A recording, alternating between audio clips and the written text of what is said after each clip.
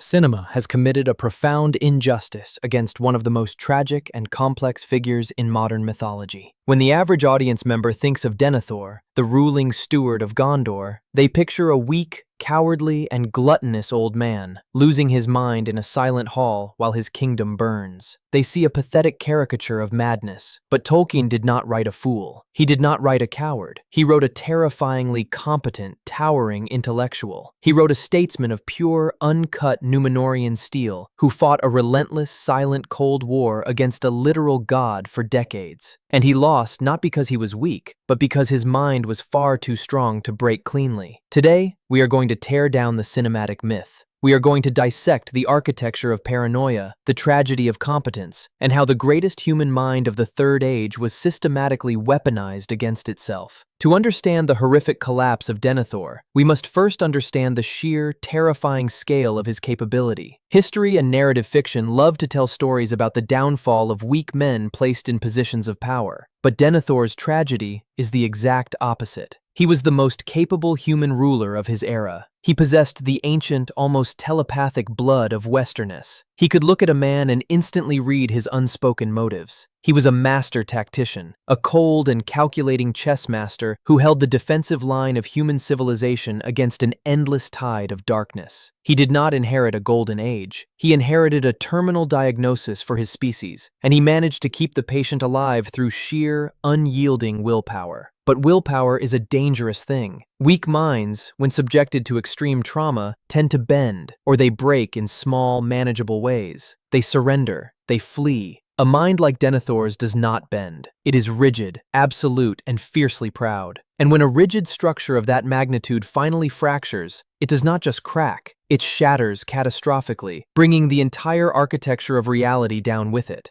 The instrument of his destruction was not a sword, and it was not an assassin. It was an object of absolute knowledge, the Palantír, the seeing stone. We are culturally conditioned to view objects like the Palantír as simple magical crystal balls. But in the context of a geopolitical war, the Palantír is something far more dangerous. It is a highly advanced, ancient military intelligence terminal, and Denethor made the agonizing, desperately lonely decision to log into that terminal, knowing full well that the network had been compromised by the Dark Lord Sauron. Denethor did not use the stone out of foolish curiosity. He used it because he was a data-driven commander fighting a blind war. He needed intelligence. He needed to know troop movements, supply lines, and the shifting geography of his enemy. He believed, with the staggering hubris of a true genius, that his mind was strong enough to extract the data he needed without being corrupted by the terminal's dark administrator. He believed he could stare into the abyss and simply take notes. This is where Sauron demonstrates his absolute supremacy in psychological warfare.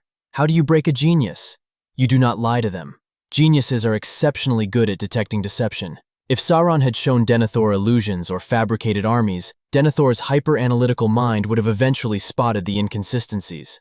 The simulation would have failed. So, Sauron did not lie. He used the most devastating weapon in the arsenal of information warfare: confirmation bias. Sauron fed Denethor a curated stream of objective, terrifying truths. When Denethor looked into the stone, Sauron simply allowed him to see the vast, endless breeding pits of Mordor. He showed him the fleets of the corsairs of Umbar. He showed him the massive armies of Harad moving north. He showed him the sheer mathematical impossibility of Gondor's survival. Sauron trapped Denethor in a cosmic simulation of doom scrolling. He flooded Denethor's cognitive bandwidth with entirely accurate, apocalyptic data, whilst carefully blocking any view of hope, any movement of allies, or any sign of the ring-bearer. If a human mind, even one as brilliant as Denethor's, is subjected to a constant, uninterrupted stream of catastrophic data for years on end, the brain biologically adapts to that input. The neuroplasticity of the mind begins to rewire itself around the concept of inevitable doom. Denethor did not suddenly go mad. He suffered a slow, agonizing neurological attrition. He was mathematically convinced, based on the absolute facts presented to him, that the war was already lost. If you find this kind of uncompromising, clinical breakdown of fiction shifting your perspective, take a brief moment to subscribe. We deconstruct the psychology of the stories you love, looking for the human truth hidden beneath the myth. This constant influx of toxic information created a profound psychological isolation. Denethor became the only man in the city who truly understood the scale of the apocalypse coming toward them. This is the tragic architecture of paranoia. When you believe you are the only one who sees the truth, everyone else's hope looks like dangerous stupidity. This toxic isolation bled directly into his most intimate relationships, completely warping how he viewed his own sons, Boromir and Faramir. The dynamic between this father and his children is deeply misunderstood. It is often written off as simply bad parenting or irrational favoritism. But through the lens of a paranoid military dictator, his treatment of his sons is chillingly logical. Denethor favored Boromir intensely. Why?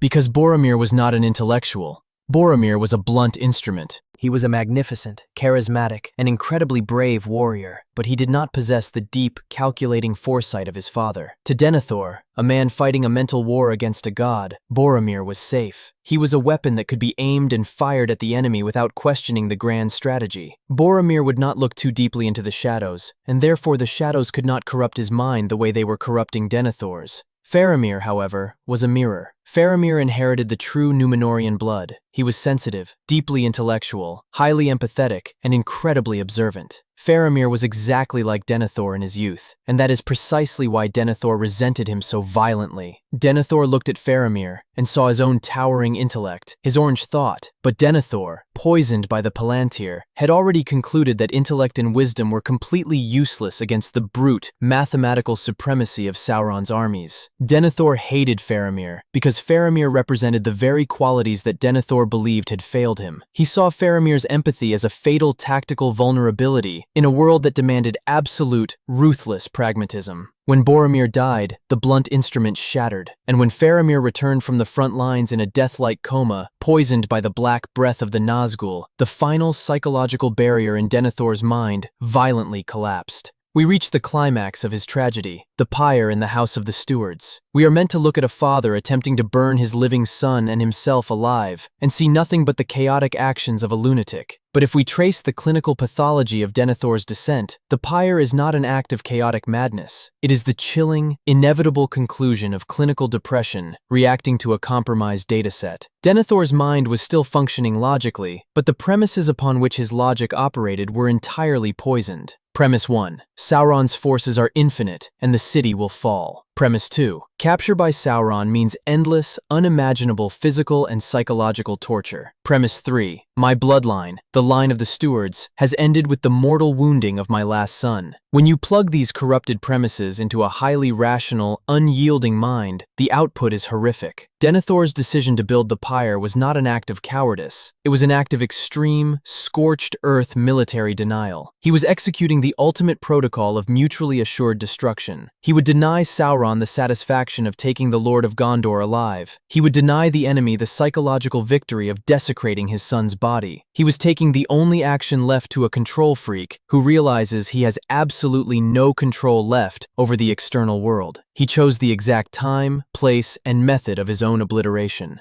When Gandalf finally confronts Denethor in the tombs, trying to pull him back from the brink of the fire, Denethor reveals the true depth of his terminal despair. He does not scream incoherently. He speaks with the terrifying, cold clarity of a man who has seen the end of the world. He tells Gandalf that even if they win this battle, the war is unwinnable. He sees Gandalf's hope as a childish delusion. Denethor's ego is so absolute that he refuses to exist in a world where he is not the master of his own fate. If he cannot rule a free Gondor, he will burn in the ashes of the old world rather than submit to the new one. He breaks his staff of office over his knee, entirely dissolving the political and historical authority of his lineage, and steps into the flames. The tragedy of Denethor II is a stark, uncompromising lesson about the fragility of human intelligence. It is a warning about the devastating effects of informational warfare. Denethor was not defeated by the orcs that battered the gates of his city. He was not killed by the Nazgul circling in the sky above. He was defeated in a silent, perfectly dark room, staring into a black stone, fighting a war of attrition against an enemy he could never touch. Sauron proved that you do not need to breach the walls of a citadel if you can simply breach the mind of its commander. You do not need to burn a city to the ground if you can convince the king to light the match himself. Denethor's immense intellect, the very thing that made him a great leader, became the precise instrument of his own execution. He looked too long into the absolute darkness, confident that he could outsmart it. it, but he forgot the most terrifying rule of the abyss. When you stare into the dark, searching for the truth, the dark does not just stare back. It feeds you exactly what you need to see to destroy yourself.